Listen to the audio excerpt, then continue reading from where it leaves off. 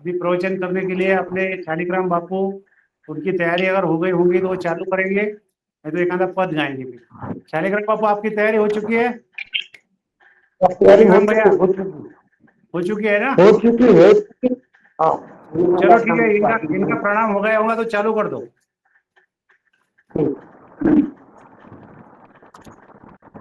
सद्गुरु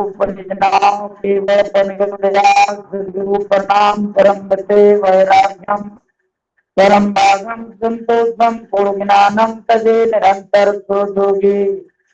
नमो नमस्ते सतस्वरूप केवल पद कंठाय नमस्ते नमस्कारम जगदा ज्ञान मौलम गुरु मूर्ति पूजा मूलम गुरु पदम मंत्र मौलम गुरुर्वाक्ये मोक्ष मौलम भक्ति भक्त भगवंत गुरु चतुर नाम बपुए जिनके पदरस परसदा नाचत प्रथम वदन गुरुदेव जी जिन दियो नाम तत्सार द्वितीय वंदन राम जी जा मेजा ब्रह्मविचार तृतीय वंदन सब संत जन अनंत कोट जनसार जाके पदरस परसदा हंस उतर जाए भोपाल शरणों सतगुरु दयाल को मुकेर दे हरिनाम नित प्रति संगत साध किया जीवन मुगत सुखराम सदगुरु राम जी महाराज धन्य हो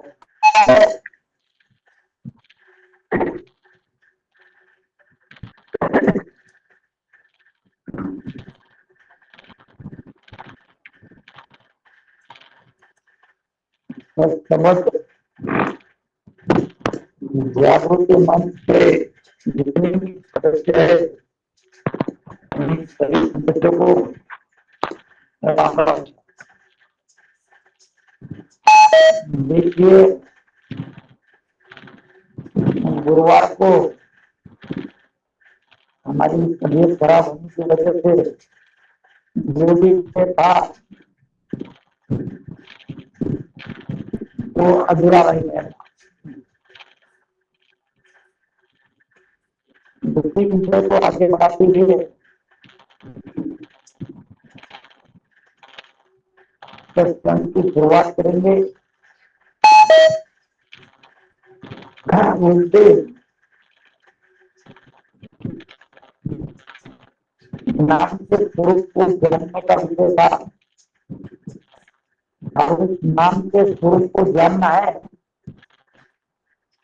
दो बातें कही गई थी, एक बात के नाम की और दूसरी बात के रूप की। और उस नाम को स्वरूप को जानना है तो अपने ब्रह्म के अंदर जितने भी तत्व है उस तत्व को अलग करना पड़ेगा। उसके सिवा जो स्वरूप है वो स्वरूप नहीं दिखेगा। नहीं दिखेगा तो मोक्ष भी नहीं होगा। महाराज कहते हैं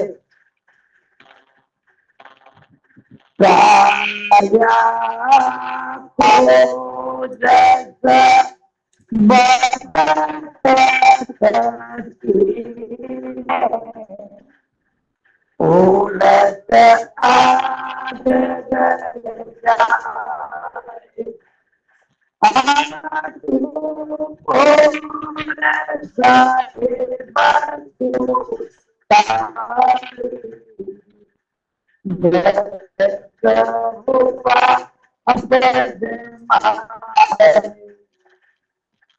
जब तक आप अपने शरीर के अंदर जितने तत्व है वो तत्व की खोजना आपको करनी की पड़ेगी। जब तत्व की खोजना करके उसको चुनोगे या पाओगे या अलग करोगे तो उलट करके अपने पद में क्या पहुंचोगे। अभी जाना कहाँ है तो सत्य रूप में, और आए कहाँ से तो आज घर से, आज घर से आए हो और जाना है सत्य रूप में। तो आपको इस सत्य रूप में और इस स्वरूप से स्वरूप को पहचानना है। ये काया कैसी है देखो, अभी ये रामधारा है, तो ये रामधारा जो है वो है घटाकाश, और इस इमारत को बनाने के लिए पृथ्वी तत्व के जो भी पत्थर, जो भी मट्टी, पानी लगा हुआ है तो वो तत्व से बना है। और इस घटाकाश को मिटाना है तो दीवार गिरा दी, दीवार गिरने के बाद क्या हो गया, घटाकाश खलास हो गया, और घटाकाश खलास होने के बाद महाकाश के अंदर चला जाएगा। उसी तरह जीवात्मा का भी है, ये सब तत्वों को मिटाना पड़ेगा। जब तत्वों को मिटाओगे तब स्वरूप की आपको पहचान होगी। आंसू कोण साहेब चून टाळे गरक हुआ पद्माए 8 बोर 32 भैया, ये राम नाम के अंदर, तुम्हारे चिंतन के अंदर, तुम्हारे विचारों के अंदर रममान चाहिए।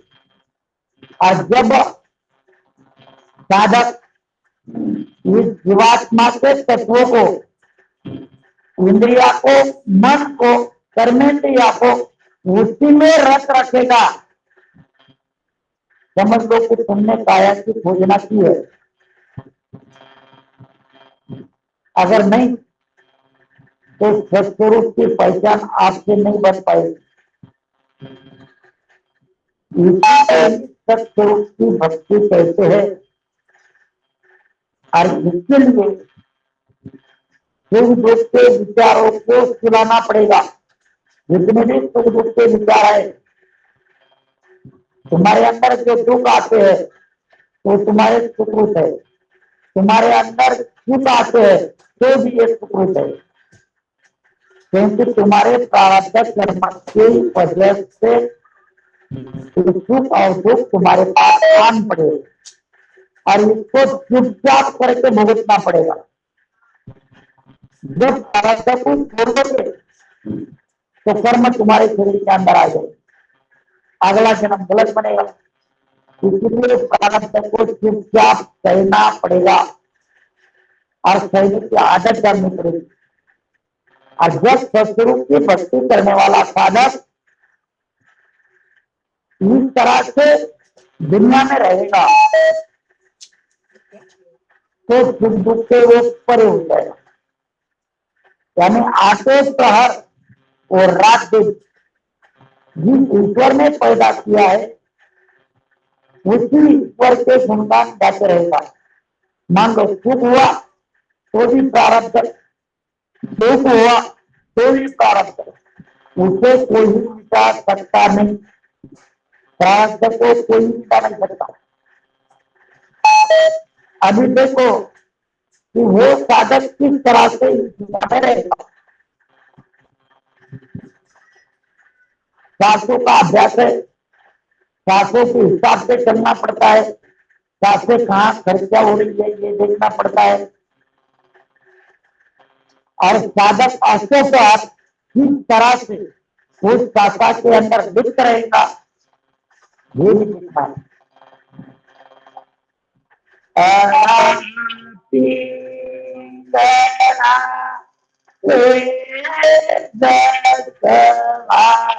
अरे प्राण पुरुषता ये न पधारे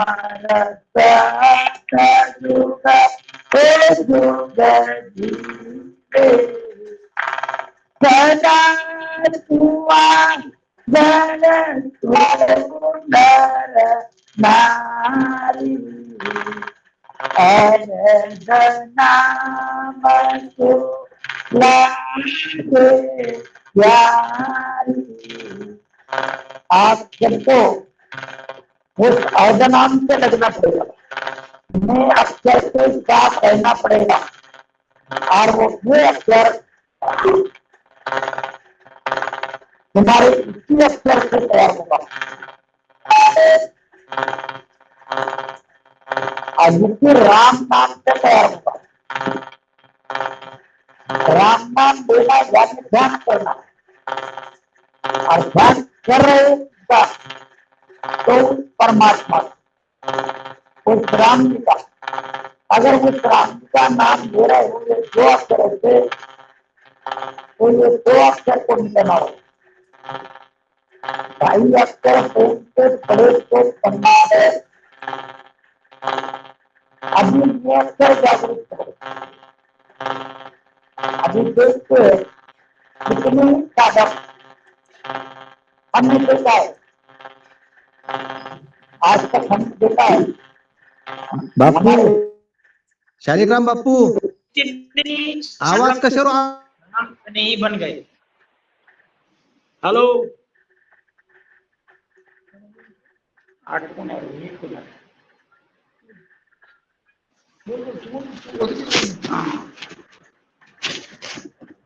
आवाज नहीं आ रही क्या? हाँ हेलो? आवाज नाही आरोज कशावर तरी पंकारो हाँ पंखा वर येते का मारा आवाज डबलच। हाँ राम राम। तो देखा है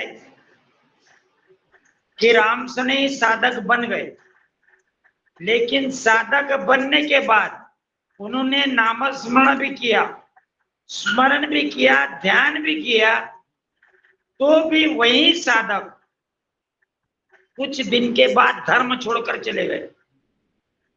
तो क्या हुआ? ये गए क्यों भाई? इसके ऊपर तो अभ्यास करना पड़ेगा कि नहीं? ये गए, इनका कारण मैं एक ही समझता हूं कि इन्होंने अवडंबर की भक्ति की। जो साधना थी, जो साधना का समझ के साथ भजन नहीं किया, इसी वजह से वो साधक यहां से निकलकर चले गए। यही भक्ति का कारण है, भक्ति में से जाने का।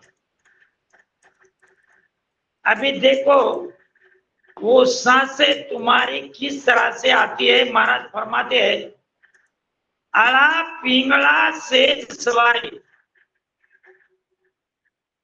डाबे बाजू ईंगला, जमणे बाजू पिंगला, वो बिचस कोणारो धाम से जी, राम राम राम मुके धाम से जी।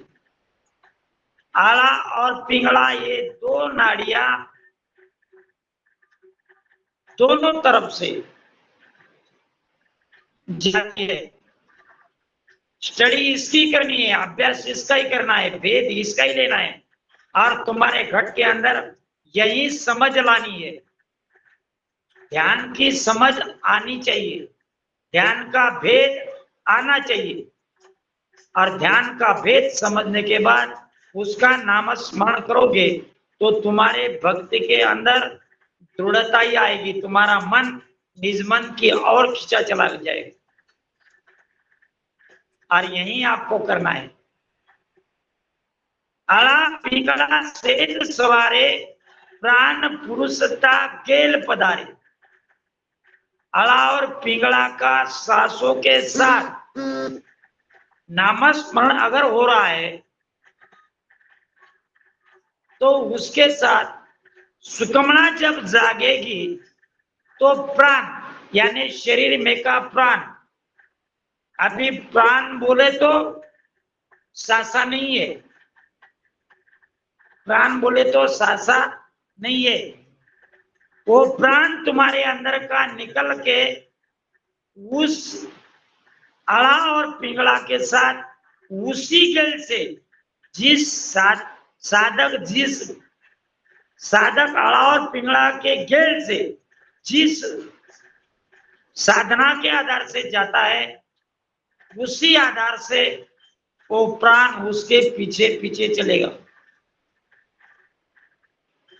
सुकमण भरे अगम का प्याला, तब वो प्राण उसके आधार से सुकमणा के सांसों के आधार से जब निकल करके नाभि में से गया तब वो सुकमणा अगम का यानी आगे का, जिसकी मालूमात नहीं है, उसका नाम अगम।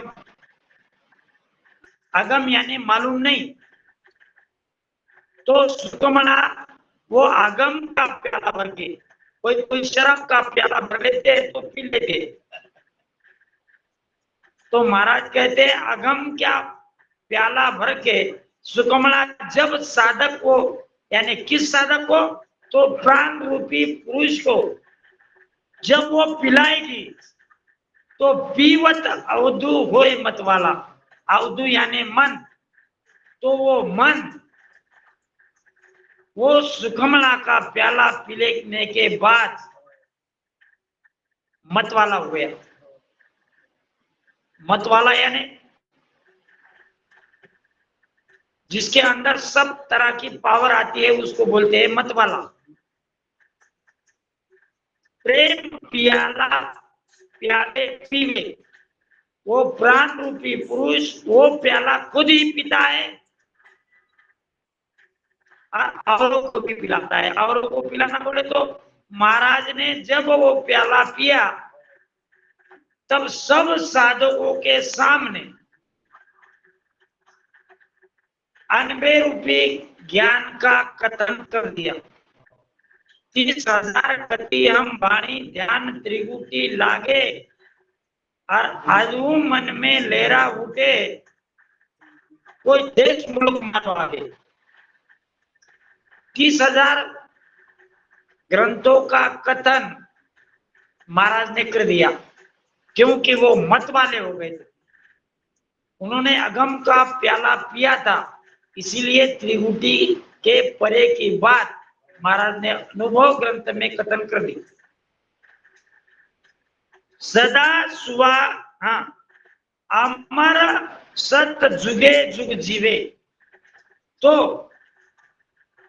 इतना करने के बाद साधक इस तरह से साधना करने से अमर जिस तरह से साधक हो जाता है तो वो अमर की जगह अमर देश में पहुंच जाता है, और जुगानु जुगों तक। अभी देखो जुग तो बहुत बड़े है, महाराज तो कहते 4 जुगा बीच एको 12 वो सर नर्तन पावे। 4 जुगों के बीच एक बार जितने भी इस दुनिया में इंसान पैदा होते हैं तो वो 4 जुगों के बीच एक बार कुछ ना करते हुए भी यहाँ आ जाते हैं। लेकिन यहाँ से सीधा अगर अमर देश को जाना है तो 84 में से नहीं जाते आएगा, अमर स्वर्ग लोक से भी नहीं जाते आएगा, और मानव तन से ही अमर देश में जाते आएगा। तो अमर सत जुग जुगे जुग जीवे, तो साधना करने से, इस तरह से साधना करने से वो जीवात्मा अमर देश में पहुंच जाता है। तो क्या होता है भाई, सदा सुहागण सुंदर नारी, तो किस तरह से प्राप्ति होगी? सदा सुहागण किस तरह से? तो रात दिन, देखो सती को महाराज ने उपमा दी है सूर्य की। सूर्य यानी एकाधिक वीर की उपमा दी है। क्यों? सती खुद उनके इरादे से अपना पति मर जाने के बाद खुद ही लिपट जाती है आग से, क्योंकि उसके अंदर वो शुद्धता प्रकट हो जाती है। संतों में वही शुद्धता आने के बाद, किस तरह की शुद्धता आने के बाद? उस तरह की शुद्धता आने के बाद समझ लो कि वो आगम देश में चली जाती है। अभी देखो आप लोग उस तरह की भक्ति नहीं करते हो। हम कहते हैं हो सकता है हमें भी नहीं होती होगी, हम तो कहने वाले हैं। देखिए महाराज संग्राम दास महाराज ने एक कहावत लिखी है कि भजन होता क्यों नहीं, साधक से होता क्यों नहीं। यही बात महाराज ने लिखी है। सुनो मीत संग्राम के भजन को नबिद होए, बैरनिया मारे बड़ी लारे लागी दोई, लारे लागी दोई सो कुण कुण रे भाई, दिन रा बाता बेन रात रा इंद्रा बाई, लागा लागया रे कहे दियोटा बरो कोय, मीत संग्राम के भजन को नबिद होय।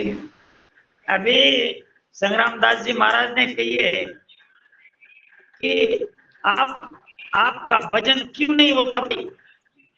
भजन नहीं होने का कारण संग्राम दास जी महाराज ने बताया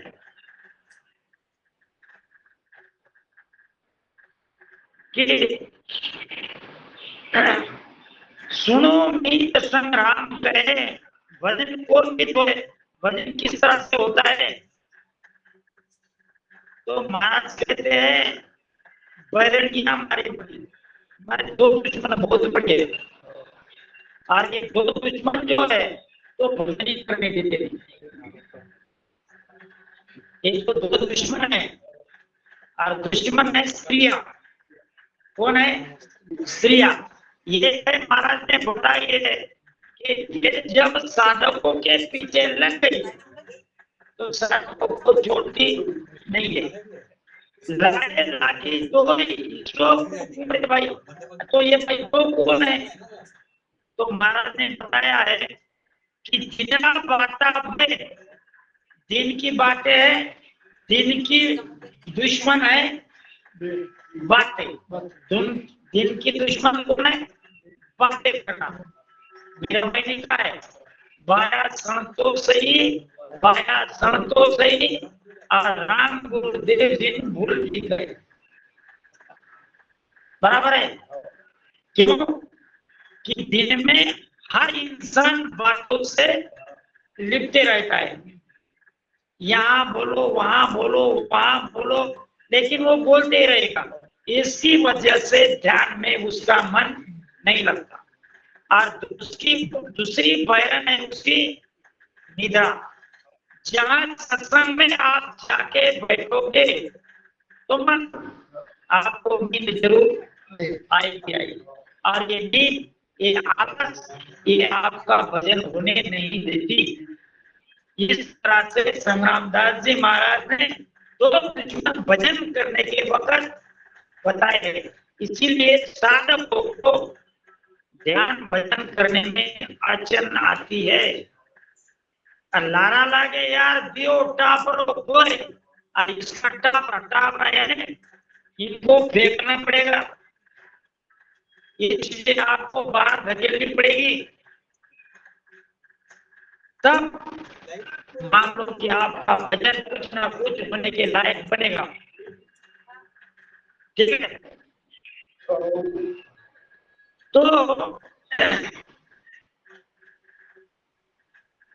आनंद नाम सुन लागे यारी, इस तरह से वो साधक जिस तरह से सती अपने पति के साथ चल जाती है, उसी तरह से उसके अंदर शुद्धता प्रकट होती है। उसी सती के माफक साधक को जब शूरवीरता प्रकट होगी, तब साधक का ध्यान लग जाएगा। किस तरह से?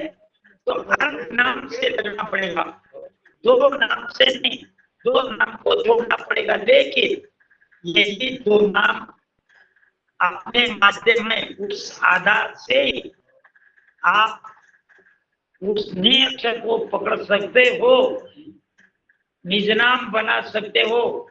जब तक तुम नाम को नहीं क्लियर करोगे, तब तक अर्ध नाम आपके अंदर नहीं जागेगा। देखो,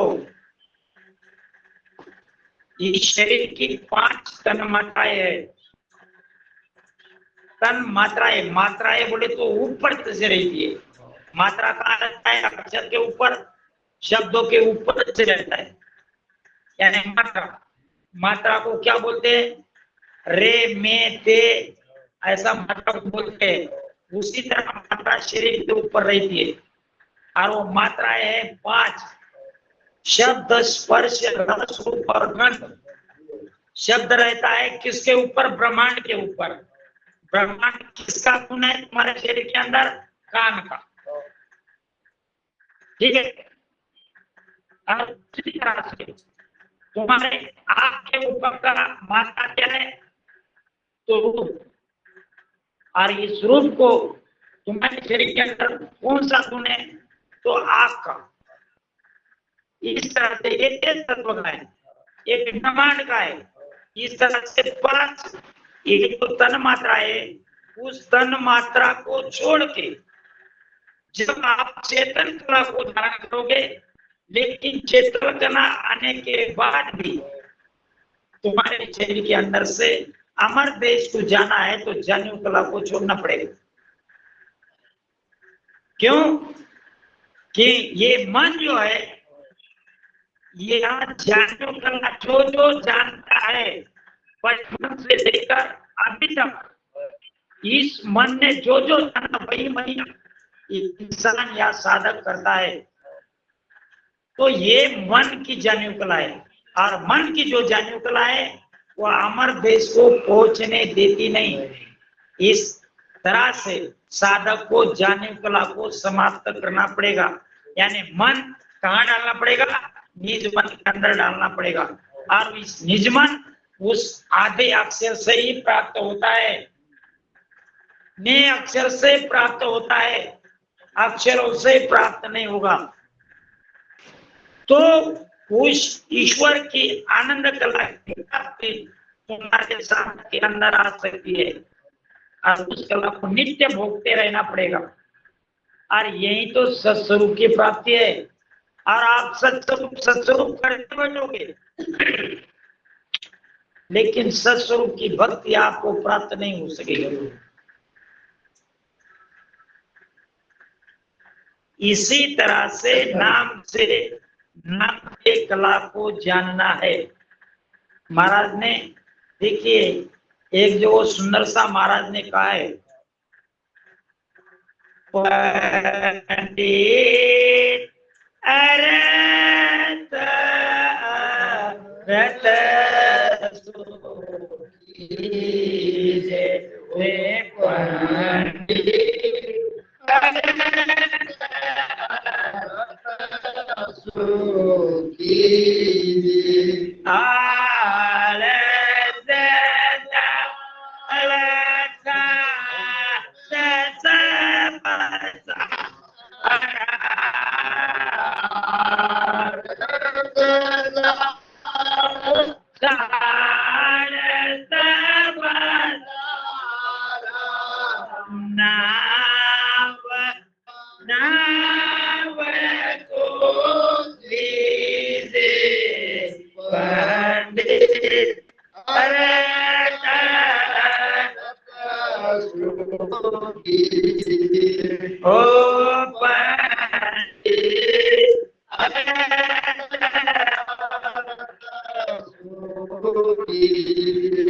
अभी वो संस्कृत जो है तो वो नाम और नाम की कला नाव सो नहीं थी उस नाम तो लो पर नाम की कला क्या है नाम की कला है कि ने अक्षर जागृत करना और यही नाम की कला आपको धारण करना है और जब नाम की कला तुम्हारे घर के अंदर जागेगी तब तुम्हारी को सत्स्वरूप की प्राप्ति हो जाएगी।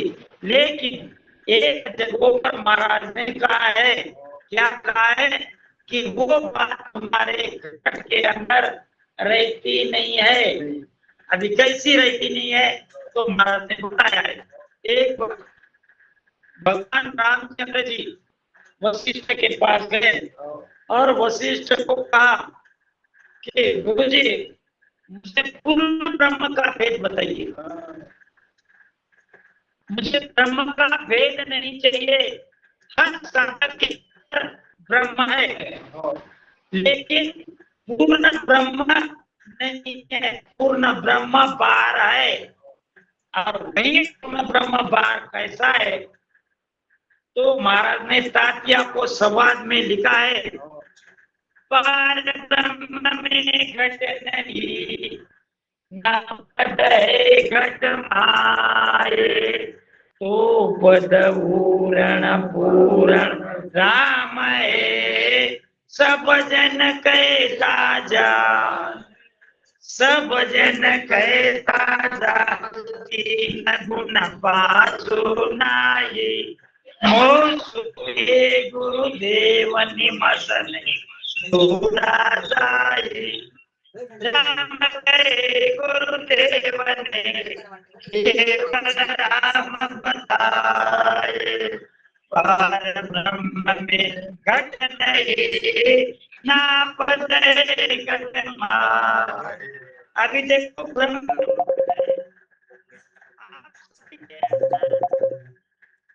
तुम्हारे घर के अंदर पूर्ण ब्रह्म की प्राप्ति तुम कर सकते हो लेकिन पूर्ण ब्रह्म में वो घट नहीं है और उस घट का तुम्हें अभ्यास करना है। उस घट का जब अभ्यास करोगे समझ लो कि सत्स्वरूप की प्राप्ति आपको होनी है। तो उसके लिए तुम्हारी वृत्ति जो है तो वो वृत्ति अभ्यास की होनी चाहिए। जब रामचंद्र जी भगवान की वृत्ति अभ्यास हो गई थी तो जब वो वृत्ति अभ्यास की बनी तो महाराज तो भगवान रामचंद्र जी अपने गुरु जी वशिष्ठ जी के पास गए और वशिष्ठ जी के पास उन्होंने बताया। तब वशिष्ठ मुनि ने उन्हें कहा था, किसे कहा था? रामचंद्र जी भगवान को उन्होंने कहा था, वशिष्ठ मुनि कहे राम जी अभ्यासी तुम माए तो अब पूर्ण ब्रह्म की कल कीमत क्यों लाए। कल कीमत क्यों लाए ब्रह्म ने है तुझ माई वज्र पोल के पार दे हमें कहिए नाही। सुखराम करे दिन दिन गुरु, सुनो तातिया आए।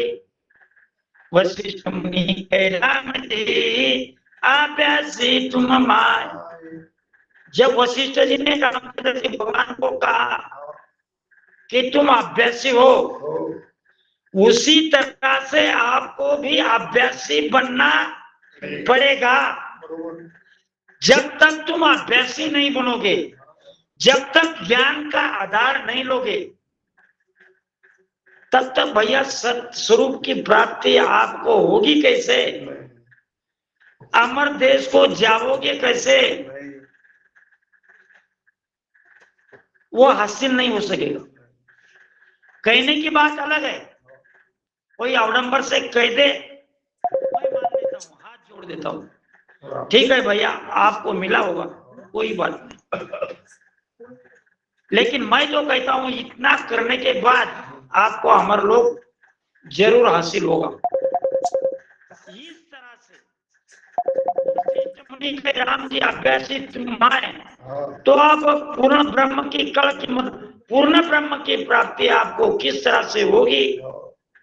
वो तात्या के संवाद में महाराज ने रामचंद्र जी भगवान और वशिष्ठ मुनि के उदाहरण के आधार से बताया है। कल कीमत कौन लाए ब्रह्म में है तुझमें, वो तुम्हारे घट के अंदर है, और तुम्हारे घट के अंदर, आप सभी के घट के अंदर क्या है? ब्रह्म है, पूर्ण ब्रह्म बाहर है। महाराज ने भी बताया है, वज्र पोल के पार, वो वज्र पोल के पार है और इस देह में नहीं है। देह में कहिए नहीं, सुखराम कहे दिन दिन गुरु, सुनो तातिया है। वशिष्ठ मुनि कहे राम जी अभ्यासी तुम है।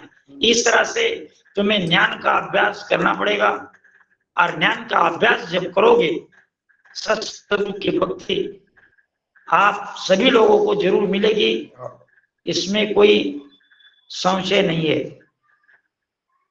अभी देखो, तो उसके लिए, किसके लिए? अभ्यासी बनने के लिए महाराज ने क्या कहा है? तुम्हारे शरीर के अंदर चैतन्य है, और जो ब्रह्म है वो ब्रह्म ही चैतन्य है, और वो चेतन के आधार से दिखता है। अभी देखो महाराज ने क्या कहा है? चेतन माया ब्रह्मसु सती उत्पत्ति होए। सती की पैदाशी वहां से है, चेतन से उत्पत्ति है। ताका तुम अवतार हो, वह आगे हर्ष है, और उसके आगे आपको चलना है, चेतन के परे चलना है, चेतन के परे सरकना है। वह आगे हर्ष तत्व ब्रह्म का है। वो जो तत्व है, वो तत्व वो ब्रह्म के अंदर है। तुम्हारे घट के अंदर का ब्रह्म और पुराण ब्रह्म, ये दोनों अलग अलग ब्रह्म है। उस ब्रह्म की प्राप्ति करनी है, पूर्ण ब्रह्म की प्राप्ति करनी है, तो आपको इस ब्रह्म की स्टडी करनी पड़ेगी। इस ब्रह्म के लिए तुमको अभ्यास करना पड़ेगा। तत्वे ब्रह्म कावे सदा सुख आनंद ताई भेदी जन गावे। और इस ज्ञान के आधार से आनंदमय होके अष्टों प्रहर ध्यान लगाकर, सुख और दुख को छोड़कर, जब साधक इस तरह से भेदी होके ईश्वर का गुण गाएगा। सुखराम कहे सुनता तिया, वाह अवतारण लोए, चेतन माया ब्रह्मसु सभी उत्पत्ति हुए। इस तरह से उसकी उत्पत्ति होती है।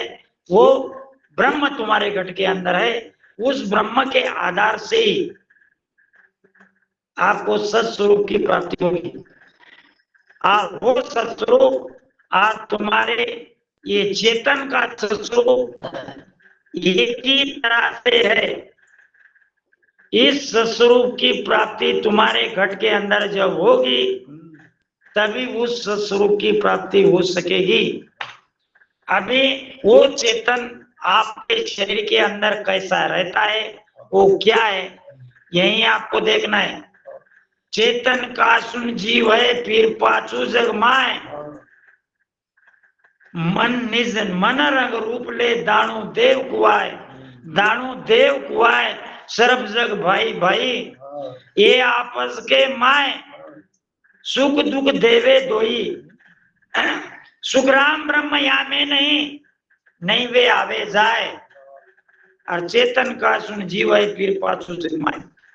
अभी महाराज कहते चेतन का सुन जीव है, उसी चेतन का ये जीवात्मा है। और इस जीवात्मा आपके शरीर के अंदर 5 कर्मेंद्रियों के आधार से, 5 ज्ञानेंद्रियों के आधार से और एक मन के आधार से चलता है। और इसको आपको लोपना पड़ेगा। ये क्या करना पड़ेगा? लोपना पड़ेगा। इसको आपको छोड़ना पड़ेगा। कर्मेंद्रियों को वो विचारों के अंदर घर करना पड़ेगा कि सत्स्वरूप की प्राप्ति किस तरह से होगी, यही विचार लाते रहना पड़ेगा, वो भी अष्टोप्रहार। चेतन का सिंह जीव है, फिर पाछू जग माय। और मन निज मन रंग रूप ले। और मन कैसा है? निज मन के साथ जब वो रंगाएगा। अभी देखो, वो एक ब्रह्मानंद की शाखा है, देखो ब्रह्मानंद महाराज की शाखा है। मन कोई रंगे रंगावे जोगी कपड़ा। जिस तरह से तुम्हारा मन रंग जाएगा रंग में, कौन से रंग में रंगा है? अगर लाल रंग में रंग दिया तो एक शाख है, लाली मेरे लाल की जिद्दे कुव्वत लाल। लाली देखकर मैं गया तो मैं भी हो गया लाल। जिस तरह से लाल रंग में अगर उसको जमा दिया तो उसका रंग लाल रहेगा। आपका मन संसार में है, मन को संसार में लगा दिया तो मन संसार भी बन जाता है। मन को अगर भक्ति में लगा दिया, मैं छोटी की बात कहता हूँ, आप सभी सदस्यों को, जितने भी सत्संग नियंत्रण जागृति मंच के आधार के जितने भी सदस्य बने हैं, उनके लिए गौरव की बात है कि आप सब लोगों ने, चाहे 1 घंटा हो चाहे 2 घंटा हो, सुबह के ब्रह्म मुहूर्त के समय जितने भी साधक साधना के ऊपर आप बैठते हो, उस समय आपने, आप सभी सदस्यों ने तुम्हारे मन को रंग दिया है। रंग किसके रंग में? परमात्मा के ध्यान की रंग में रंग दिया है। बड़ी गौरवशाली बात है।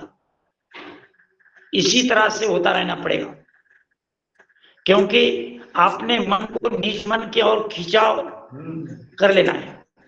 मन निज मन रंग रूप ले, दानव देव को आए। और दानव और मानव दोनों के अंदर यही तो बात बनी है।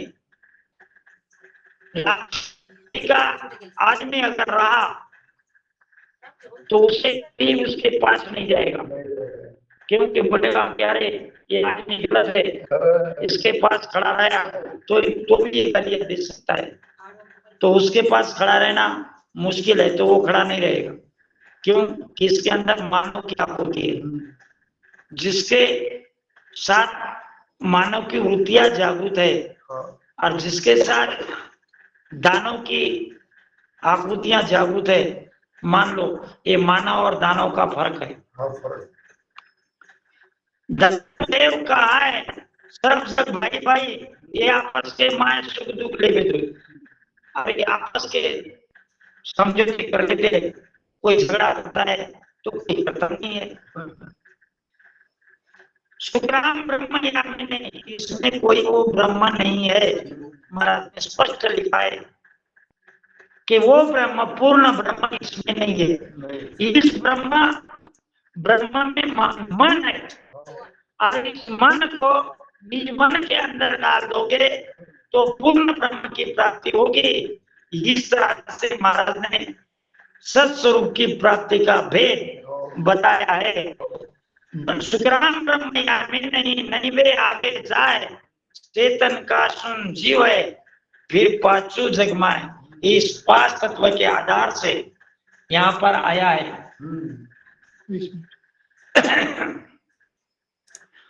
तो देखो वो नाव को आपको जानना है, और वो नाव जो है वो व्रज पुल के पार है, इस देह में नहीं है। इस देह में नाम है, इसी देह में आप निज नाम की प्राप्ति कर सकते हो। इसी देह के अंदर उस पार ब्रह्म की भी प्राप्ति कर सकते हो। लेकिन जब पार ब्रह्म की प्राप्ति होगी तो साधक इस दुनिया में ना दानव की तरह रहेगा, ना मानव की तरह रहेगा तो ईश्वर की तरह रहेगा। क्योंकि ईश्वर का जो गुण है वो है निर्गुण, और असली निर्गुण है ईश्वर, क्योंकि उसको गुण ही नहीं है, और जिसको गुण नहीं है, गुण रहित है, वो है ईश्वर। और आप सब आत्माओं के अंदर जितने भी शरीरधारी जीव है उन सब के अंदर गुण है, सगुण है। और सगुण ये जो है ये एक यजुर्वेद का प्रमाण है, ठीक है। तो जो भी साधक वज्रपुल के पार चला जाएगा तो वो 3 गुण और 5 तत्व के परे चले जाएगा, और वो सुख और दुख में कभी नहीं आ सकता, और वो खुद का खुद ही बन जाता है। मराठी में कहावत है, देखो, देव पावयासी करो आणि माझा मीच देव झालो। महाराज ने भी क्या कहा है, आप ही खोज आप ही चिड़िया तब लग माया पूजे। जब तक अपने खोज अपने आप कर लेता नहीं तब तक साधक माया की भक्ति करता है, ये उसका प्रमाण है। तो ठीक है, तो इस तरह से रामचंद्र जी भगवान ने वशिष्ठ जी से सवाल किया, और उस वशिष्ठ जी ने इस तरह से रामचंद्र जी भगवान को समझाया। तो रामचंद्र जी भगवान उसके बाद क्या कर बैठे, तो वशिष्ठ मुनि ने कहा, वशिष्ठ मुनि आप बोलिया रामचंद्र सुन बेव, पार ब्रह्म तब भास जी, अंतर कर सेवा, अंतर कर सेवा, आप ही को जोवे। राम राम वो पद अरद उरद बिसकोवे, सुख राम कहे सुनता दिया, अखंड बताई सेवा। वशिष्ठ मुनि तब बोलिया रामचंद्र सुन बेव। अभी वशिष्ठ मुनि ने बताया, उसका भेद बताया। क्या बताया? रामचंद्र जी भगवान को भेद बताया कि वो पूर्ण ब्रह्म किस तरह से दिखता है। भाई देखना अलग बात है, समझना अलग बात है। देखिए, एक आधे साधक को भूख लग गई तो भूख दिखाने की तो बात नहीं है। तो भूख किस तरह से दिखेगी? भूख की जानी होगी। उसी तरह से भगवान रामचंद्र जी को वशिष्ठ मुनि ने कहा, पार ब्रह्म तब उसकी शादी हो सकती है। तुम्हारे घट के अंदर उस पूर्ण ब्रह्म परमात्मा की जाति हो सकती है। पार ब्रह्म तब भाषसी, अंतर करसी से अंतर में उसकी सेवा करना पड़ेगा। अभी आप लोग सभी ऊपर की सेवा कर रहे हो। देखिए महाराज ने एक साथ में कहा है, बाह्य क्रिया साप सो, यानी अदलक दौड़। बाहर की क्रिया क्या है? वो इंद्रिया की है। कान से शब्द सुनी लेते, आंखों से दृश्य देख ही लेते हैं, और मुंह से जबान चलाई ही जाती है। वो कहता है चुप रह लू, लेकिन रहना होता। देखिए एक एग्जाम्पल के तौर पर मैं एक उदाहरण आपको बताना चाहता हूँ। एक बार एक राजा था। मैं एग्जाम्पल, अपनी जबान नहीं चलनी चाहिए इसी के लिए दे रहा हूं, ठीक है। तो राजा था, राजा का बुढ़ापा है, बुढ़ापा आने तक उसको औलादी नहीं हुई। तो उसको लगा कि देखो भाई बुढ़ा हो गया तो भी अभी औलाद नहीं है, तो किसी संत के पास जाके आशीर्वाद लिया। तो वो संत के आशीर्वाद से उनको बुढ़ापे में एक औलाद हो गई, औलाद हुआ बच्चा। तो बच्चा अनुभवी था। तो बच्चा होने के बाद राजा ने उस पूरे गांव में ढिंडोरा पीटा कि राजा को बच्चा हो गया है। तो राजा की अपना फंक्शन बहुत, सारी दुनिया उसके नगरी के लोग थे, सब खाने पीने के लिए आ गए। तो राजा को लड़का हुआ है तो सब लोग आ गए, खाना पीना खाया। अरे राजा को लड़का हुआ, राजा को लड़का हुआ, पूरी नगरी हर्षोल्लासित थी। लेकिन कुछ दिन जाने के बाद, एक साल हो गया, दूसरा साल हो गया, दूसरे साल में तो बोलती है, पहले साल में बोल रहे थे, लेकिन दूसरा साल में आ गया, बच्चा बोल नहीं पा। तो राजा को जितना औलाद न होने का दुख था, उससे ही ज्यादा औलाद होने के बाद न बनने का दुख हुआ बच्चे। राजा नहीं लगा, दिन बीते गए और राजकुमार राजा की गद्दी संभालने के लायक। बात ऐसी हो गई कि जब वो तरुण हो गया तो उस टाइम प्रधान के साथ एक दिन वो बच्चा, राजा का बच्चा राजकुमार, एक दिन प्रधान के साथ शिकारी पे गया। शिकारी पे गया तो जंगल में चले गए।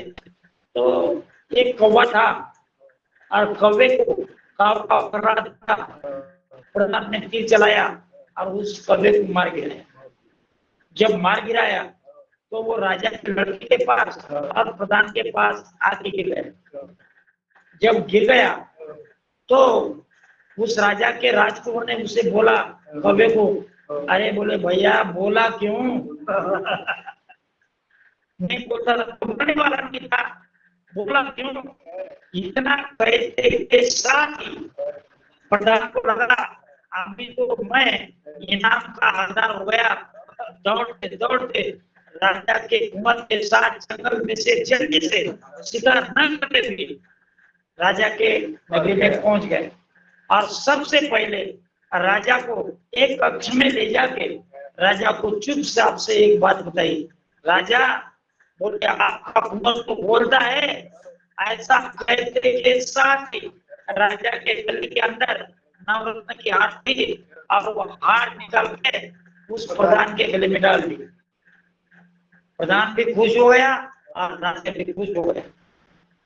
इतना होने के बाद अभी राजा को लगा मेरा बच्चा तो छोटा है, इसके ऊपर क्या खुशी हो सकती है। और दूसरा दिन निकला। दिन निकलने के बाद राजा ने उसके कुंवर को एक कक्ष में ले जाके उसके साथ बोला, बेटा मेरे साथ तो क्यों नहीं बोलता? कल तो तुम शिकार को गए थे जंगल में, तो राजा प्रधान के साथ तुम बोला था, लेकिन मेरे साथ क्यों नहीं बोलता? प्रधान ने मुझे कल बताया। लेकिन तू क्यों नहीं बोलता? तो राजकुमार ने राजा की तरफ देखा, राजा की तरफ देखा, लेकिन बोला कुछ नहीं। अभी कुछ नहीं बोला तो राजा क्रोधित हो गए, और क्रोधित होने के बाद प्रधान को बुलावा दिया। प्रधान भी आ गया। प्रधान आने के बाद उसी कक्ष के अंदर उस प्रधान को लाया और अंदर से लॉकअप कर दिया, और उस राजा ने वेद निकाला और वेद से उस प्रधान को कहने लगे, अरे तुमने बोला था कि मेरा कुंवर बातें करता है, लेकिन तुम तो वो तो बोलता नहीं है। बोलता क्यों नहीं भाई? तूने तो इनाम हासिल किया है। तो प्रधान कुंवर के पास गया और को कहने लगा, अरे कुंवर जी, आज मुझे कितना मार खिलाओगे? तुम्हारे राजा का मार खिलाओगे? आज कल तो मेरे सामने वो कौवा गिरा था, तो कौवे को बोल रहे थे आप? अरे बोला क्यों? तो भी उस कुंवर ने प्रधान के तरफ से देखा, लेकिन बोला नहीं। और नहीं बोलने से राजा क्रोधित हो गए, और राजा ने बेत निकाल के प्रधान को मारने लगे। और जैसा जैसा मारते गए वैसा वैसा प्रधान चिल्लाते गया। चिल्लाते जाने के बाद कुंवर को प्रधान के ऊपर दया आ गई। और प्रधान को बोला, अरे बोला क्यों? बोला क्योंकि बोलने से ही कर्म होते हैं। सबसे ज्यादा कर्म अपने मुंह के अंदर है। जो आपको के सामने दृश्य दिखता है उसको निगल लेना चाहिए।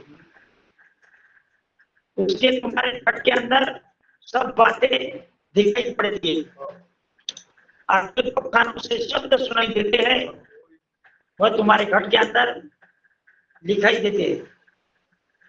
तो ये दोनों ही, कानों से सुना हुआ शब्द, आंखों से दिखा हुआ दृश्य, तुम्हारे घट के अंदर जागरूक होने के बाद भी इस मुंह को ताला लगा लीजिए।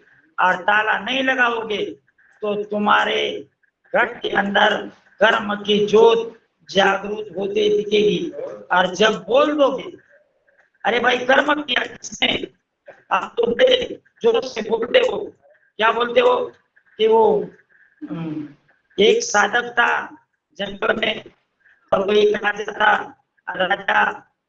राजा ने कर्म किया था, दूध पिलाया था साधुओं को, और दूध पिलाने के बाद सब साधु मर गए थे, क्योंकि लोगों ने उनको दूध ला के दिया था। और एक नाग उस झाड़ के ऊपर था, वो अपना जड़ उसके अंदर डालता था। वो डालते जब वो दूध दे गए तो सब मार दिया राजा ने। और जब कर्म हो गए तो राजा पागल हो गया। और तब वो दोनों सिपाही जंगल के अंदर एक दूसरे को बोल रहे थे, अरे ये कौन है? तो ये बोले पापी राजा है, सब साधुओं को मार गिराया। किससे कर्म हुए? उसके मुंह से। लेकिन ये किस तरह से बने हैं वो मालूमात नहीं है। किसी की निंदा करनी नहीं चाहिए, इस पर से आपको सीखना है। निंदक एक ही ना मिले, पापी मिले हजार। एक निंदक किसी पापी को 1000। आपको मालूमात हो तो भी स्तुति पर किसी के बारे में बोलो, स्तुति पर बोलो, निंदक पर मत बोलो। जब निंदक पर बोलोगे तो दृश्य आपको से दिखाया है, लेकिन तुमको मालूम नहीं किस तरह से बनाए। तो कर्म कमा लोगे और कर्म बनोगे। कर्म जब बनेंगे तो कर्म का भागीदार होगे, तो अगला जन्म आपको धारण करना ही पड़ेगा। जिस तरह का कर्म है उस तरह से कर्म धारण करोगे। इस तरह से आपको क्या करना पड़ेगा? आपके मुंह को ताला लगाना पड़ेगा, यानी बोलना तो पड़ेगा। से बोले तो राम कहो रे, नहीं तो चुप समय। राम भजन बिन प्राणी यारे बंदा जम को जाए। बोलना है तो एक ही बात बोलो। क्या बोलना है? तो बोलना है एक ही, क्या राम नाम बोलना है। राम नाम जब बोलोगे तो ये बाकी की बातें अनंत के अंदर, जब श्वासोच्छ्वास के अंदर से आप नाम लोगे, नए अक्षर जागृत होगा, तब वो नए अक्षर के आधार से वो ईश्वर को, इस घट के तत्व को आप इस तरह से उस सत्स्वरूप की प्राप्ति आपको होगी। राम राम सुग्राम करे सुनता किया अखंड बताई से, इसको रात दिन आपको जपना है। यही तो नाम का नाम है, यही नाम का नाम है, यही आपको संभालना है। क्योंकि प्रारब्ध भोगने के सिवा यहां से जाता नहीं। तो आपको क्या करना है, अभी इस तरह का भेद, इस तरह का भेद जब वशिष्ठ मुनि ने रामचंद्र भगवान जी को बताया, तब रामचंद्र जी भगवान उस राम नाम का शब्द लेकर ध्यान को बढ़ गए। किस तरह से, राम राम पद शिवर अरद उरद बिजलाओ, सुरत निरत धर्माए, करद वो नाम जगा। वाके संग तुम होए, ब्रह्म को देखो जाई, पार ब्रह्म को द्वार, पार ब्रह्म को से द्वार बेटे माई। सुग्राम कहे सुनता दिया, आविधि गुरु लाए, और रामचंद्र तब हर्ष के दियो ध्यान लगा, बैठो ध्यान लगा। तो इस तरह से आपको भी इसका भेद लेके नाम स्मरण करना है, समझदारी के साथ, भेद के साथ। और जब भेद नहीं मिला, बंजारा समाज के अंदर एक बात बहुत बढ़िया है, देखो क्या है, आंखें बिना पोती और नाके बिना मोती। अगर नाक है तो उसके अंदर मोती है, और जब कुरान सामने है आपके, उसका अर्थ आपको समझ नहीं रहा है, तो पढ़ के भी फायदा क्या है भैया। तो इस तरह से वो भेद आपको लेना है। रामचंद्र जी भगवान ने वो भेद लिया वशिष्ठ जी गुरु से, और कह रहे हैं राम राम वो पद शिवर अरद उरद बिच लाओ, और तुम्हारे अर्ध गति से और ऊर्ध्व गति से, ऊर्ध्व गति यानी ऊपर उठने वाली गति साथ से, अर्ध गति यानी आदि गति तुम्हारे प्राण के नीचे से, प्राण के नीचे से, तुम्हारे जबान के अंदर से नहीं, तुम्हारे प्राण के नीचे से अर्ध गति जाती है, और ऊर्ध्व गति अपान से निकलती है, मूल से निकलती है ऊपर। सूरत निरत धर्म है, और सूरत और निरत ये दोनों बातें साथ में रखनी पड़ेगी, इसके तो साथ के साथ कर्म को नाम जगह, इस तरह से वो कर्म रूपी नाम आपको जागृत करना है। और जब वो कर्म रूपी नाम यानी काटने वाला नाम, वो काटने वाला नाम है ने अक्षर का, वाके संग तुम होए, ब्रह्म को देखो जाई, तब तुम्हारे घट के अंदर का ब्रह्म जागृत होगा। तब वो ब्रह्म जागृत होने के बाद उस पार ब्रह्म को तुम देख सकोगे, उसका अभ्यास कर सकोगे, उसका स्मरण कर सकोगे, वही सत्स्वरूप है। पार ब्रह्म को से द्वार दसरे के माई, इस तरह से 10वें द्वार में साधक जब पहुंच जाएगा, इस तरह से, इस तरह का भेद रामचंद्र जी भगवान को वशिष्ठ मुनि ने बताया, और इस तरह का ज्ञान सदगुरु सुखराम जी महाराज तात्या को समझाते रहे। और इस तरह से तात्या भी उस ध्यान में मग्न होता है जिस तरह से भगवान रामचंद्र जी ध्यान में मग्न हुए।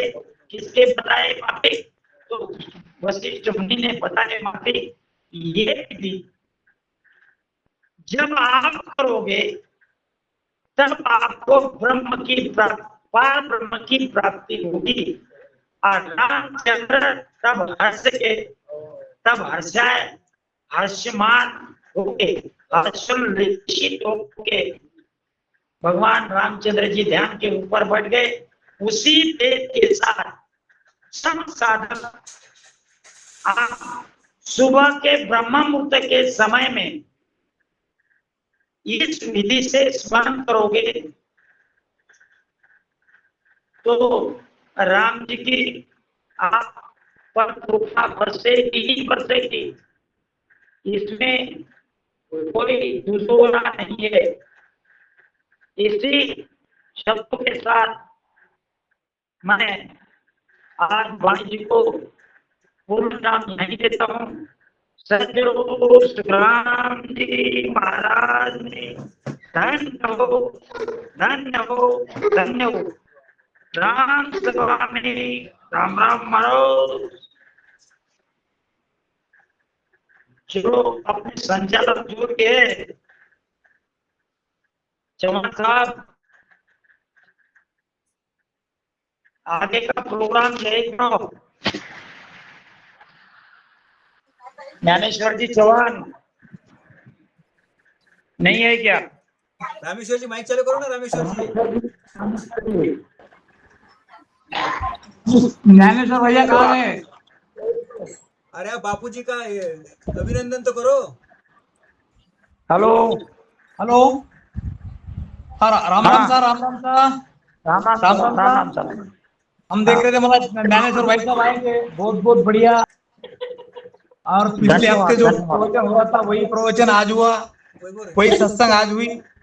चलो मन चला अधूरा रह गया था तो पूरा करने के लिए सभी तड़प रहे थे, सभी एक आस लगा कर बैठे हुए थे हमारे रामसनी भाई। सभी पूछ रहे थे कि महाराज की सत्संग कब होगी कब होगी। चलो ठीक है। आज योग आ गया, अच्छी सत्संग हुई, बहुत बहुत बढ़िया सत्संग हुई। अच्छे मार्मिकता से हमने समझाने का प्रयास किया। बहुत बहुत मार्मिक बात बताई आपने। है महाराज की कृपा है, इसी तरह आप पर बरसती रहे। चलो कोई बात नहीं, अगला प्रोग्राम जाहिर कर दो। ठीक है। राम राम राम सा, राम राम सा। राम राम। चलो सभी को मेरा राम राम साहब। बहुत बढ़िया सत्संगत हुई। बहुत दिन की राह देख रहे थे हम शालिग्राम भैया की सत्संगत सुनने के लिए। हमारे कान तरस रहे थे। बहुत बहुत बहुत ही अच्छा ज्ञान हुआ और आज हमारी तमन्ना पूरी हो गई।